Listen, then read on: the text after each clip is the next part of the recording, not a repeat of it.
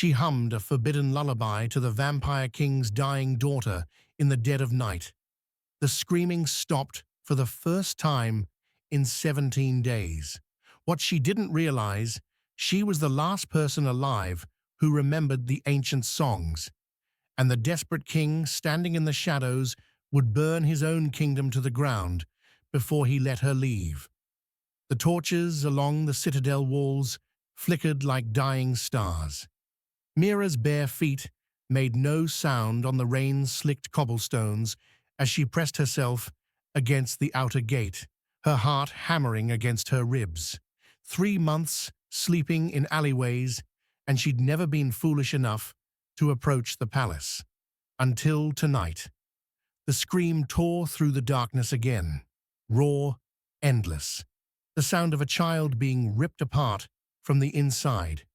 Mira's fingers found the gap in the servants' entrance, rusted hinges groaning as she slipped through. Don't get caught. Don't look back. Don't think about what they do to trespassers. But the scream came again, closer now, and her grandmother's voice whispered through her memory. When you hear a child crying in the darkness, remember the old songs.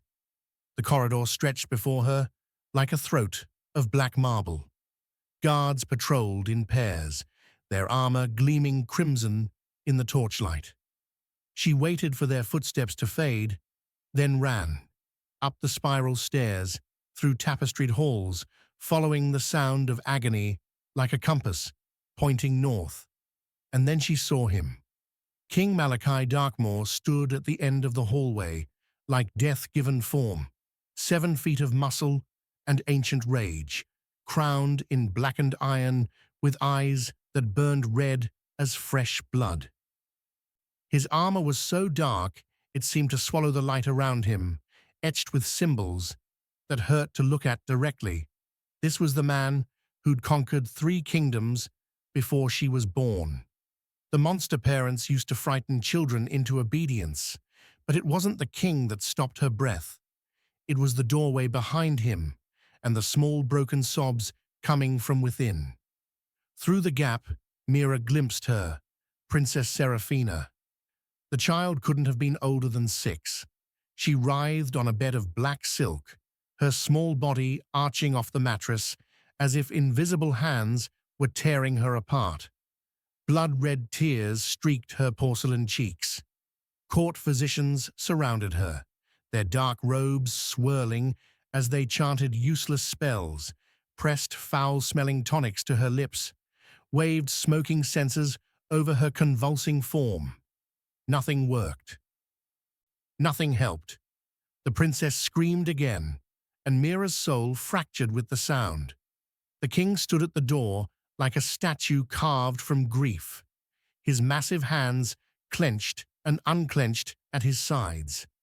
Even from 20 feet away, Mira could see the desperation radiating off him like heat. This ancient, terrible king who commanded armies and bent nations to his will, rendered completely powerless by his daughter's suffering. Mira's grandmother's pendant burned cold against her chest. She took 1 step forward, then another.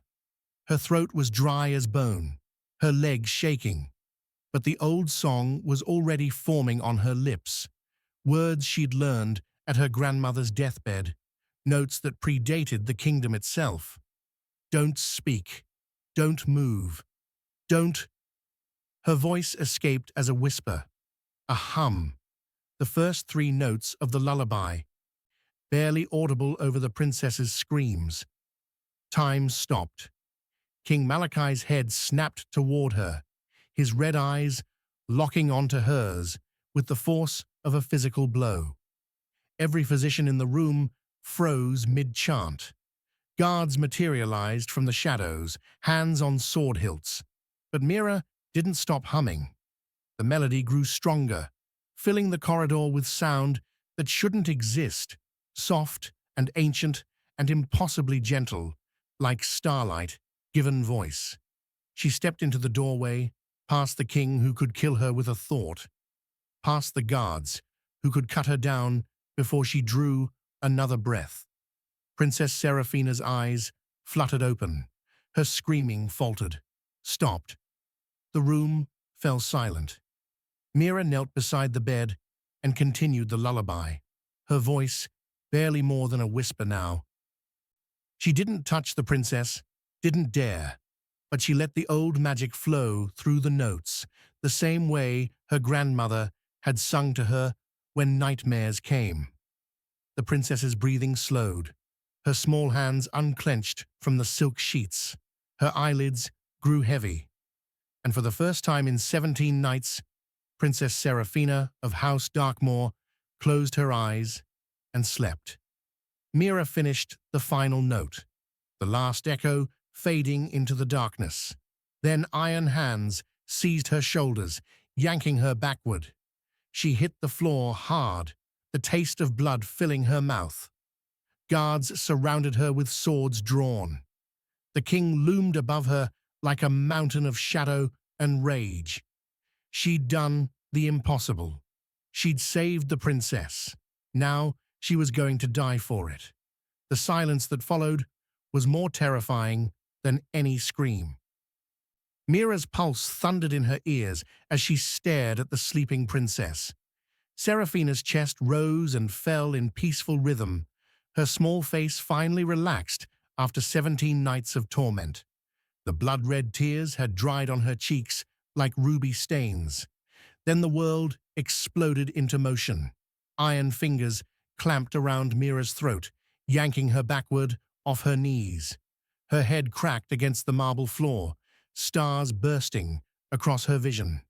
Two guards hauled her upright, their grips bruising her arms as they wrenched her hands behind her back. "Wait," she gasped, but a mailed fist drove into her stomach, stealing her breath. "Witch," one of the physicians spat, backing away as if she carried plague.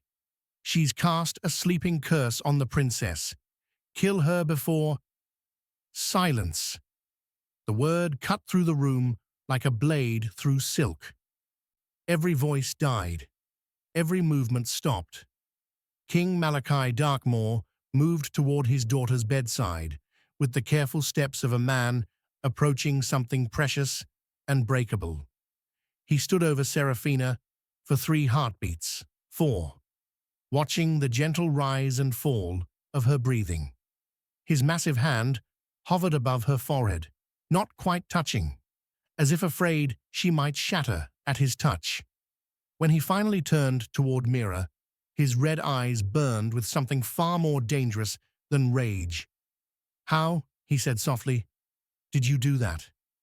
Mira's mouth was dry as ash. The guards held her so tightly, her fingers had gone numb. The lullaby. My grandmother taught me. It's old. From before the purge." The king's voice was like gravel scraping over stone.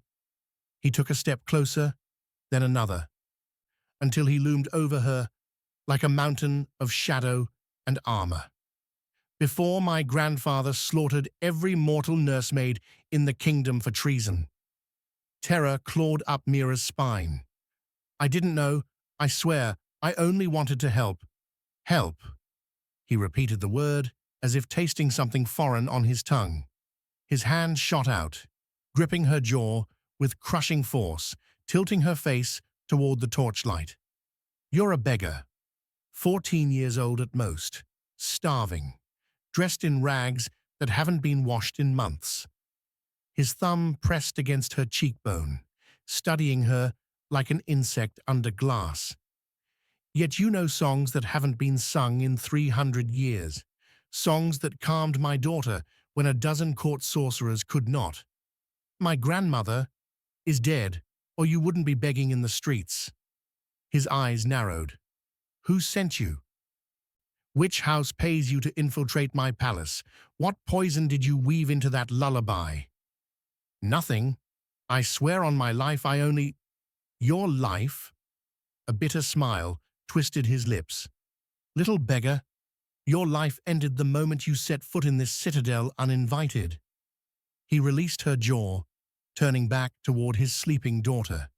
His voice dropped to barely a whisper. Take her to the interrogation chambers. Lord Erasmus, stay with Seraphina. If she wakes screaming again, he didn't finish the sentence. He didn't have to. The guards dragged Mira toward the door, her feet scrambling uselessly against the polished floor. She craned her neck back toward the princess, toward that small, peaceful form in the massive bed. Please, she whispered, when she wakes, she'll need the lullaby again. The song is the only thing that King Malachi's hand rose. The guards stopped. He stood in profile, backlit by candlelight, a silhouette carved from nightmare. For a long moment, he said nothing. Then, bring her to my study, now. The study was built from shadows and power. Floor-to-ceiling windows framed the storm-torn sky, lightning illuminating shelves of ancient texts bound in leather and what might have been human skin. A throne-like chair of black oak dominated the space, but the king didn't sit. He paced like a caged predator, his armor catching the firelight with each turn. Mira stood in the center of the room, flanked by guards whose hands never left their sword hilts. Her legs trembled, but she locked her knees, refusing to collapse. Speak, Malachi commanded, his back still turned, and choose your words carefully. My patients died 17 nights ago. Mira's throat worked. My grandmother was Ilara Whitewood. Her mother was Sylvain, and her mother, before that, was Meredith. The line goes back 9 generations to before the Purge. She drew a shaking breath. They were nursemaids to vampire nobility. They sang the old lullabies to soothe bloodlust in newborn vampires, to ease the transition madness, to calm the cursed. The king whirled to face her, and something raw flickered across his features. You know what afflicts my daughter. Blood magic. The words escaped before Mira could stop them. The lullaby wouldn't work on ordinary pain, only on a curse woven from... His hand slammed onto the desk, cracking the wood. Who told you this? No one. I swear.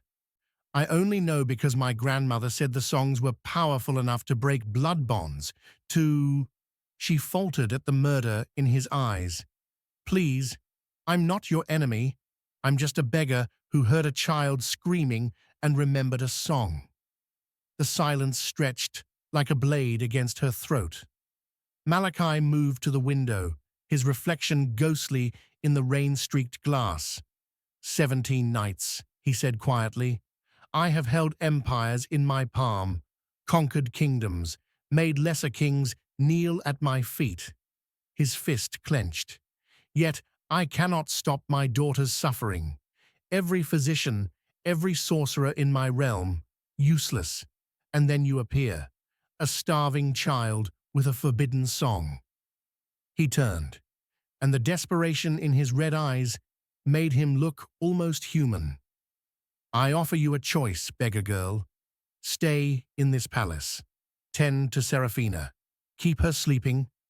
Keep her peaceful until I find a way to break this curse permanently. His voice dropped to barely a whisper.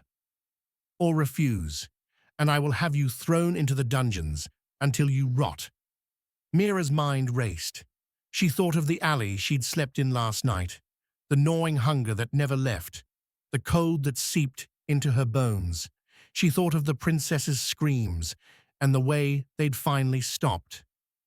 The court will hate me, she said softly. They'll call me a witch, an intruder. They will call you many things. A grim smile touched his lips. But they will not touch you, because you will be under my protection, and I protect what is mine. The weight of those words settled over her like a crown made of thorns. I accept, Mira whispered. The king nodded once, sharp and final. Then pray, little beggar, that your song continues to work. Because the moment my daughter screams again, he didn't finish the threat. He didn't need to. The war room smelled of old blood and older secrets. Mira stood against the back wall, trying to make herself invisible as the king's council gathered around the obsidian table. She'd been in the palace for 3 days now, sleeping on a cot outside Seraphina's chamber, humming the lullaby whenever the princess stirred restlessly in her sleep. Lord Erasmus spread a scroll across the table, his skeletal fingers trembling. The court physician looked ancient, even by vampire standards, his face a map of wrinkles and faded scars. The curse follows a lunar cycle, Your Majesty. Each night, it grows stronger. By the time the blood moon rises, he swallowed hard. 10 days. Princess Seraphina has 10 days before the curse consumes her completely. The temperature in the room dropped 10 degrees. And the cure? Malachi's voice was deceptively calm, the kind of calm that preceded massacres. Unknown. This is ancient magic, predating even the purge. Blood magic of the darkest kind, requiring a sacrifice to... Enough speculation. A new voice cut through the tension like a knife. High Chancellor Valdis stepped into the light, his silver hair pulled back from a face carved from ambition and ice. The real question, Your Majesty, is why we're allowing this creature to remain in the palace at all. Every eye turned to Mira. She felt their weight like physical blows. Valdis gestured toward her dismissively. A beggar. A mortal with knowledge she shouldn't possess. She appears the very night the princess's screams reach their peak, sings a forbidden song, and we're supposed to believe this is coincidence. He leaned forward, his hands flat on the table. She could be the one who cast the curse, keeping the princess sedated while the magic does its work. The girl saved my daughter, Malachi said quietly, or bought herself time. Valdis's smile was razor-thin. Sire, I beg you to see reason. We know nothing about her bloodline, her true intentions. She could be a spy for the Silver Court, a plant from the Eastern Covens. 10 days is precisely enough time for an assassin to gain your trust, get close to... Are you questioning my judgment, Chancellor? The room went silent. Even the torches seemed to hold their breath. Valdis's jaw tightened. I question any decision made in desperation. You're a father, yes, but you're also a king, and kings cannot afford weakness. Malachi rose slowly from his chair, a mountain of controlled fury. You speak of weakness, while my daughter fights for her life. The girl stays. That is final. Then I must formally register my opposition with the High Council, for the security of the realm. The realm's security is assured by my hand, holding a crown and not wrapped around your throat. The king's eyes blazed crimson. Tread carefully, Valdis. The chancellor bowed stiffly, but as he straightened, his gaze found Mira's. The message was clear. You're dead. You just don't know it yet. Lord Erasmus cleared his throat. There is one thing working in our favor. Since the girl began her lullabies, the princess's deterioration has slowed. Not stopped, but slowed. Then she stays close to Seraphina, Malachi commanded. Day and night. Whatever time we have left, we will use it. Mira's hands were shaking. 10 days. The princess had 10 days to live, and she had even less time to prove she wasn't the enemy. Seraphina's private garden was dying.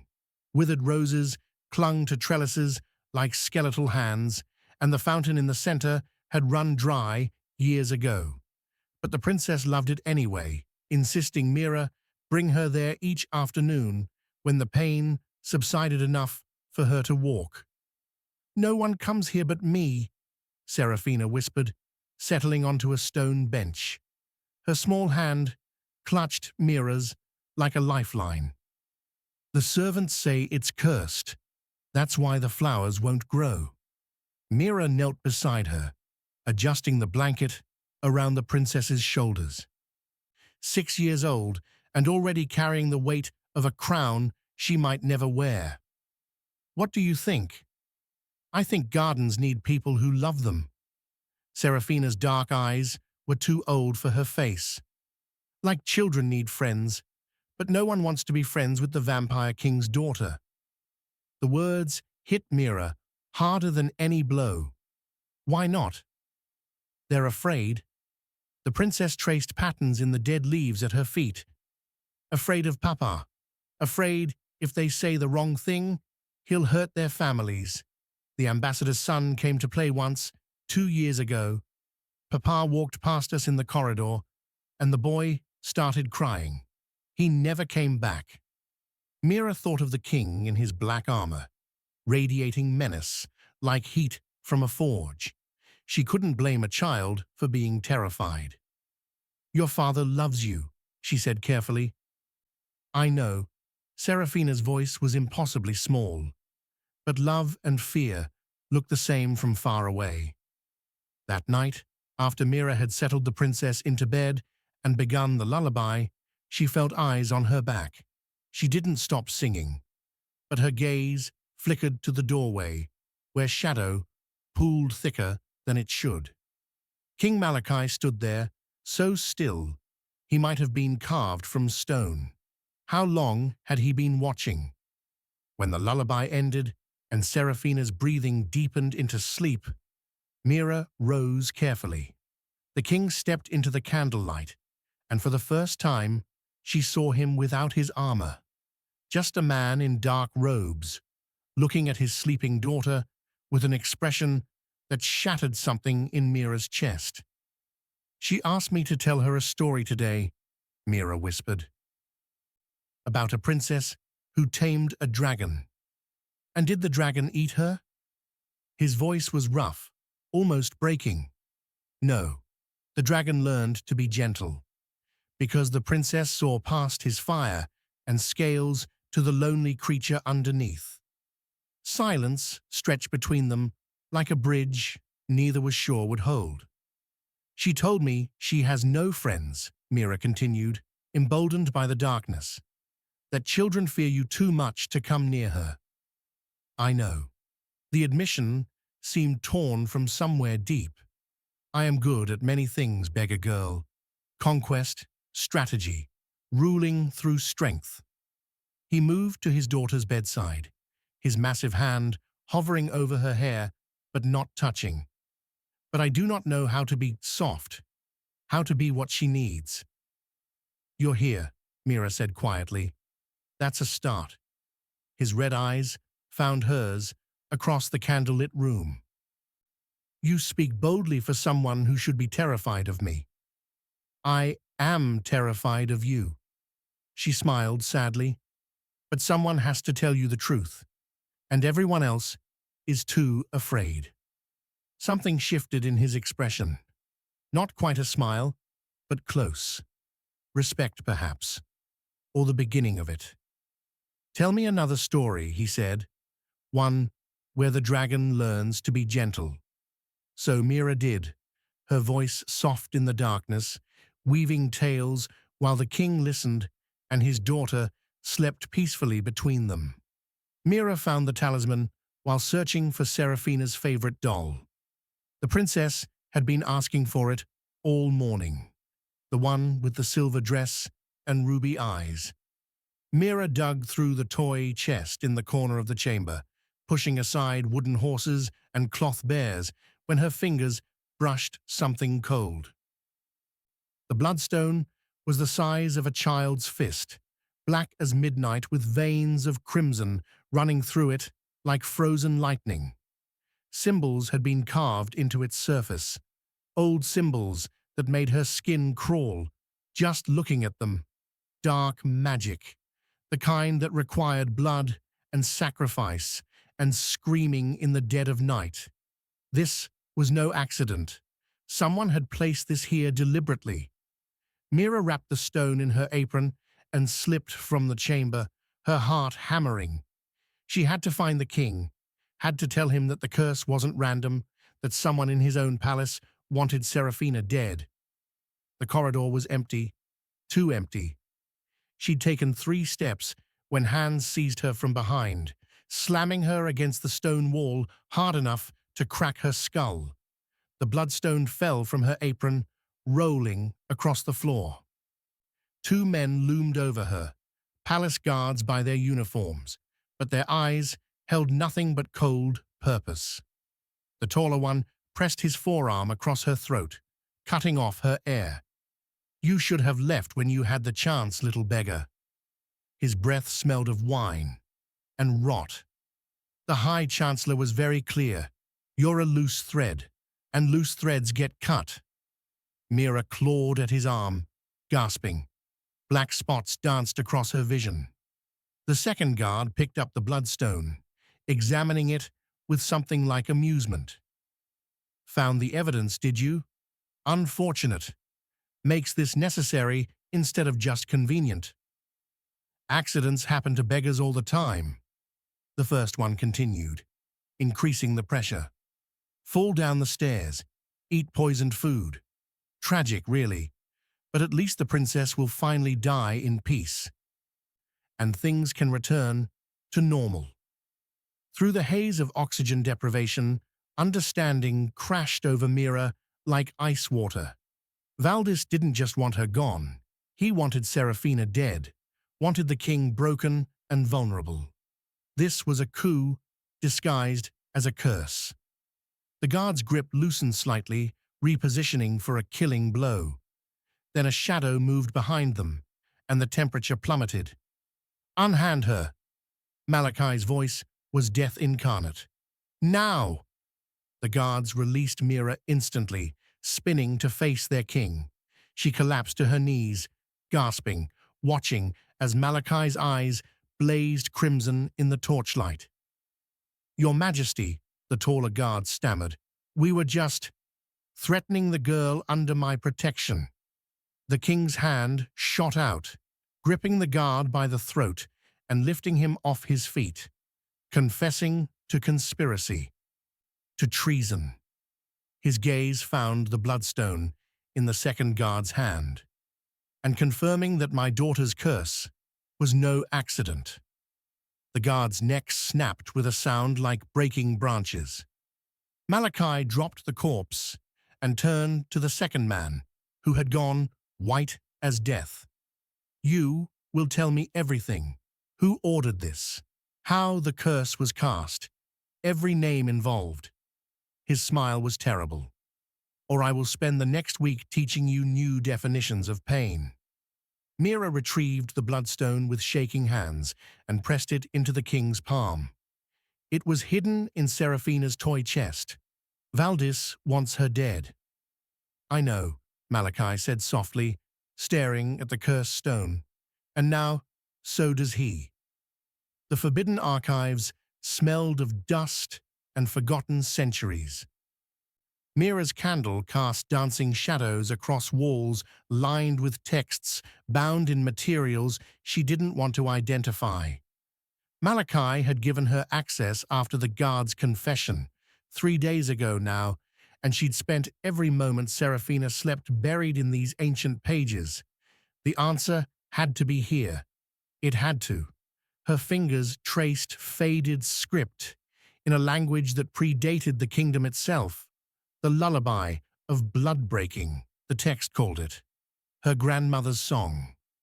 But this version included verses she'd never heard, notes that twisted in ways that made her stomach clench. Then she found the passage that stopped her heart. "The curse of blood requires blood in return. The singer must offer their own life force, drop by drop, verse by verse, until the breaking is complete. The magic will consume them as it releases its victim. This is the price of breaking what should not be broken." Mira read it again, then again. The words didn't change. To save Seraphina, she would have to die. Her hands trembled so badly, the candle almost fell. She thought of the princess's smile, the way she'd finally started sleeping peacefully, the hope returning to Malachi's eyes when he watched his daughter laugh. She thought of her grandmother's last words. The songs have power still. Use them when they're needed most. This was why her bloodline had guarded the lullabies for 9 generations, not to sing children to sleep, but to break curses that no one else could touch, even if it killed them. Footsteps echoed down the corridor. Mira slammed the book shut and shoved it back onto the shelf, her heart racing. She couldn't tell Malachi. He would forbid it, lock her away, let his daughter die, rather than allow Mira to sacrifice herself. But that wasn't his choice to make. The scream hit her like a physical blow before she'd even left the archives. Seraphina, but it was barely sunset. The princess shouldn't be in pain yet. Shouldn't be. Mira ran. She burst into the chamber to find Seraphina thrashing on the bed, blood-red tears streaming down her face. Lord Erasmus stood helplessly aside while 2 servants tried to hold the princess still. "The lullaby isn't working anymore," Erasmus said desperately as Mira rushed to the bedside. "I don't understand.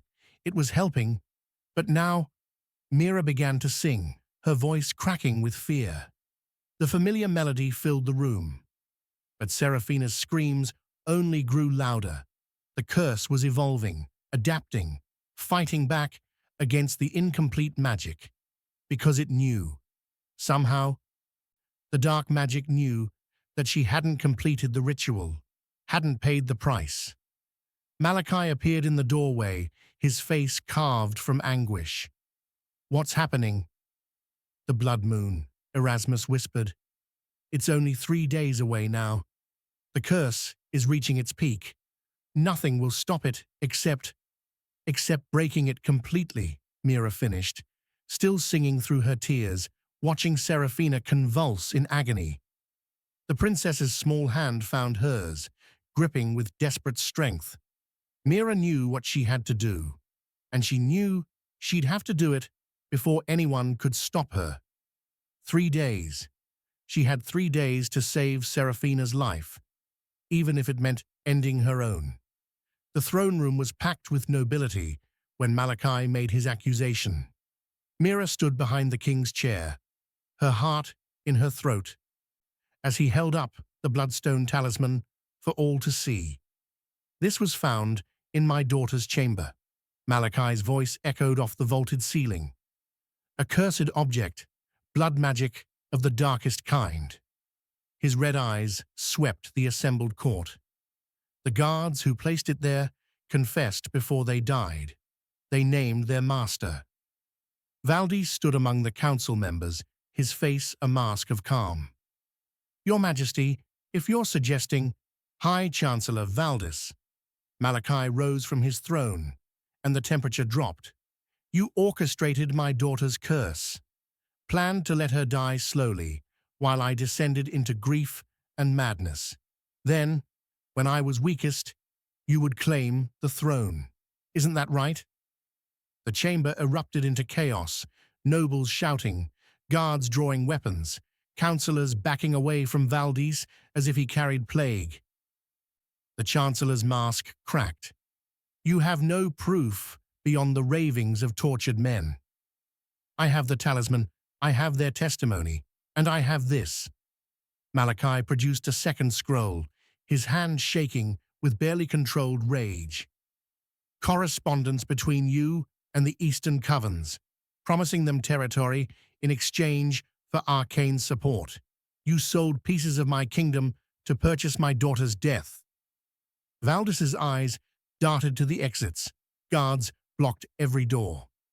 "You would execute me on circumstantial evidence?" The Chancellor's voice rose. "I have served this crown for 70 years. You served yourself." Malachi descended the throne steps, death in human form. "And now you will answer for—" Valdis moved with inhuman speed, shattering a window and disappearing into the darkness beyond. "After him," Malachi roared. but a messenger burst through the throne room doors, his face white with terror. "Your Majesty, the princess, she's been taken to the Blood Moon chamber." Lord Erasmus said it was for the healing ritual, but the doors are sealed and Mira's blood turned to ice. "It's a trap. Valdis planned this. He's going to complete the curse tonight." Malachi was already running, his crown abandoned on the throne. Mira sprinted after him, through twisting corridors, up spiral stairs, her lungs burning. The Blood Moon chamber was in the highest tower, the same tower where Seraphina's screams had echoed for 17 nights. They reached the doors to find them sealed with the same dark symbols that covered the bloodstone. Through the cracks, Mira could hear it. Seraphina's screams, worse than ever before. "Break it down!" Malachi slammed his fist against the door, but the magic held firm. "We need the counterspell," a guard shouted. "It could take hours to—" "We don't have hours." Mira pressed her hands against the symbols, feeling the dark magic pulse beneath her palms. Inside that chamber, Valdis was completing his ritual. The blood moon was rising, and Seraphina was running out of time. "Stand back," Malachi commanded, his eyes blazing crimson. "If magic won't open it, then raw power will." He stepped back, and the shadows around him began to writhe and coalesce.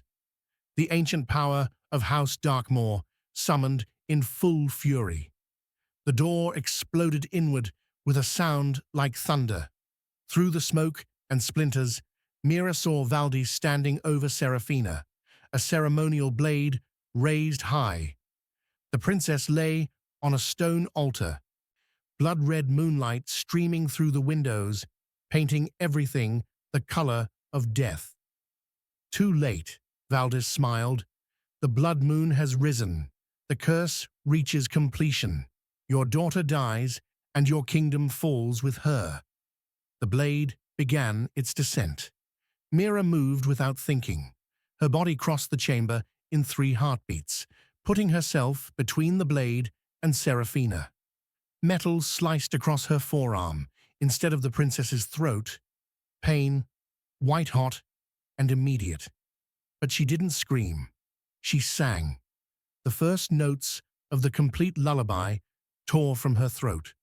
Not the abbreviated version she'd been humming for days, but the full ritual her grandmother had whispered on her deathbed. The verses that required payment, the melody that demanded sacrifice. Valdis staggered backward, his eyes wide. "What are you—" Mira dragged the blade across her own palm, blood welling dark and red. She pressed her bleeding hand to Seraphina's forehead and sang louder, the ancient words flowing through her like liquid fire.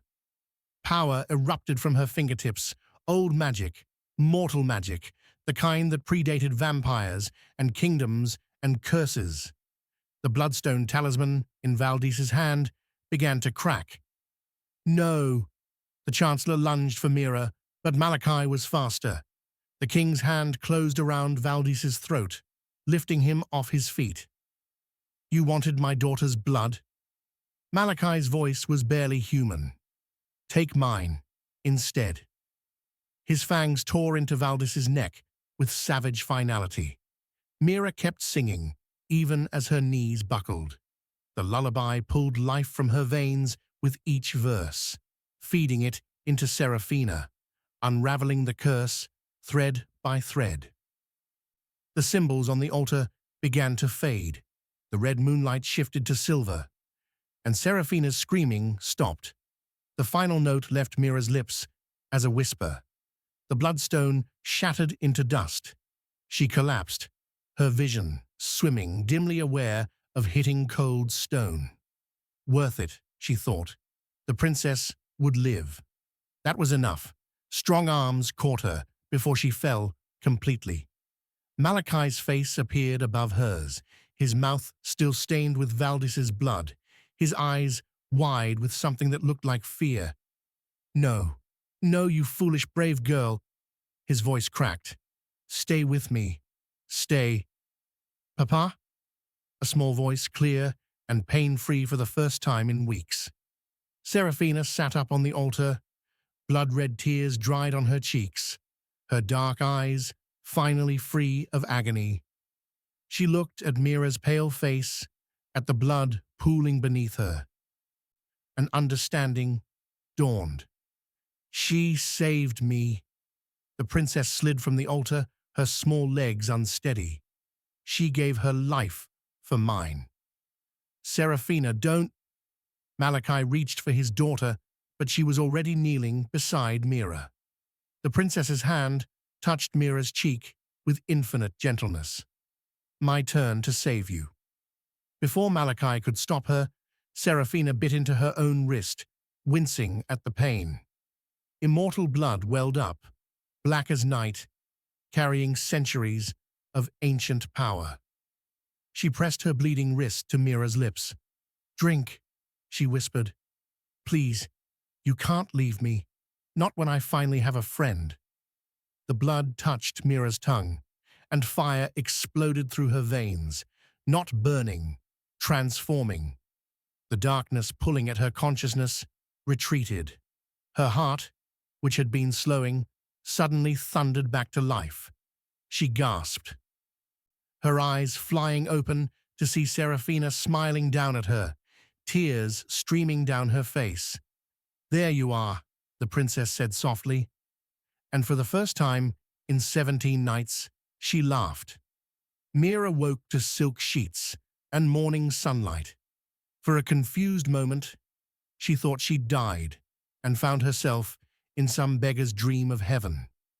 Then she saw Seraphina, curled up in a chair beside the bed, sleeping peacefully, her small hand stretched out to touch Mira's fingers. The door opened, and Malachi entered, moving with careful quietness. When he saw Mira's open eyes, something shifted in his expression. Relief so profound, it made him look almost vulnerable. 3 days, he said softly. "You've been sleeping for 3 days. My daughter refused to leave your side." Mira's throat was dry. The curse? Broken, completely. He moved to the window, his silhouette framed against the dawn. "Valdis is dead, his conspirators in the dungeons. And you—" He turned, his red eyes finding hers. "You saved my daughter's life with your own. There is no debt I could pay that would equal that. I didn't do it for payment. I know." A faint smile touched his lips, "which is precisely why you deserve what I'm about to offer." That evening, the entire court assembled in the great hall. Mira stood before the throne in a gown of midnight blue, no longer a beggar, but not yet understanding what she was becoming. Malachi's voice rang out across the assembled nobles. "Mira of no house, no family, no name beyond what was given. You have proven that loyalty and courage are not bound by blood or station. You offered your life for my daughter without hesitation, without expectation of reward." He descended from the throne, carrying a silver pendant engraved with the Darkmoor crest. "I formally adopt you into House Darkmoor as royal companion and guardian to Princess Seraphina. You are granted noble status, lands, and the protection of the crown." He placed the pendant around her neck, and the weight of it felt like destiny. "Furthermore," he continued, his gaze sweeping the court, "let it be known that mortals who serve this crown faithfully will be honored, not discarded. The old prejudices end today." As sunset painted the sky crimson, the three of them stood on the palace balcony, king, princess, and the girl who'd once slept in alleys. Below, the city of Ashenmere spread out like a tapestry, lights beginning to flicker to life in the gathering dusk. "Mira?" Seraphina tugged on her sleeve, her dark eyes bright. "Will you sing me the lullaby? The one that saved me? Mira smiled, wrapping her arm around the princess's shoulders. Of course, as she hummed the ancient melody, no longer breaking curses, but simply offering comfort, Malachi placed his hand on her shoulder. Three souls who'd found each other in darkness, now standing together in the light. The beggar girl had become a bridge between two worlds, and in doing so, she'd proven that the greatest magic wasn't found in bloodstones or ancient spells. It was found in choosing compassion when the world expected cruelty, in offering love when fear would have been easier, in the simple, revolutionary act of caring for those who needed it most.